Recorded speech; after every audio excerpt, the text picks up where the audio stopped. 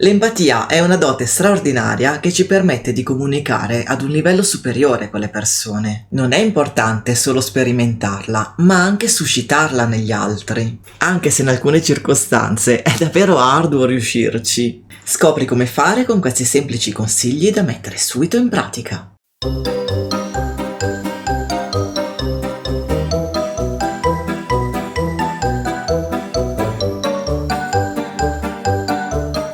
Sono Maddalena e tu sei su Adamas Carisma per Tutti, il canale giusto per imparare ad ottenere tutto ciò che vuoi.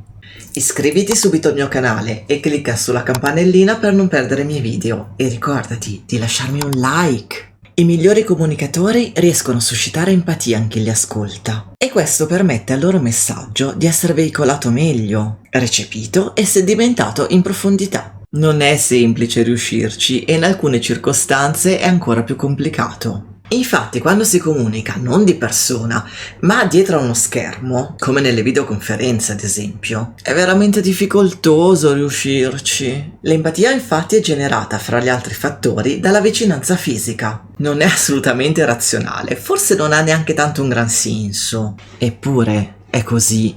L'empatia necessita di vicinanza fisica.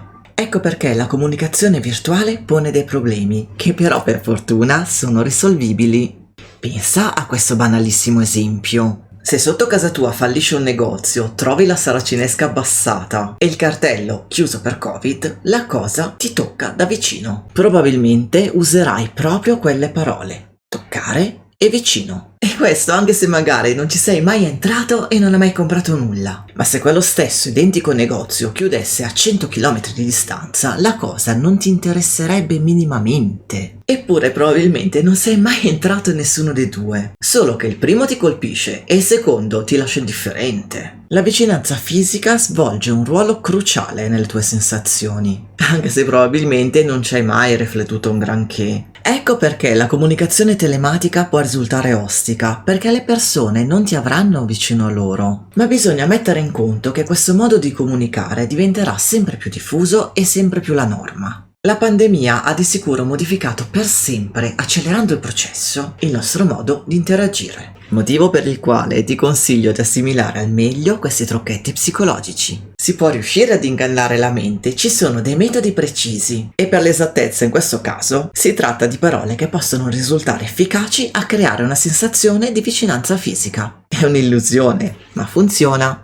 È ovvio che, come in tutte le cose, avrai bisogno di un po' di pratica per riuscirci, dovrai esercitarti un minimo, perché forse non ti risulterà proprio così spontaneo utilizzare queste parole e queste frasi. Ma ti assicuro che quando ti abituerai a farlo, la tua comunicazione da remoto risulterà indubbiamente più empatica. Dovresti utilizzare parole e metafore che evochino il calore, la vicinanza, il contatto, la natura, la concretezza. Vediamo qualche esempio, così ti risulterà più facile ed immediato. Potresti esordire con un caloroso benvenuto o far toccare da vicino o con mano l'efficacia dei concetti. Puoi seguire passo a passo o fianco a fianco, o tenere per mano, fare il percorso insieme, dare un abbraccio virtuale, cogliere un concetto, mettere a frutto, far sbocciare un'idea, restare in contatto, i possibili scenari, andare verso nuovi orizzonti. Sono solo pochissimi esempi, ma tu potrai trovarne un'infinità, ispirandoti a queste sensazioni che vuoi suscitare. Un consiglio: almeno per le prime volte scriviti tutta una serie di queste espressioni. Divertiti a trovarle e ad appuntarle. E poi durante il tuo discorso utilizza quelle più funzionali ed in sintonia con ciò che stai dicendo.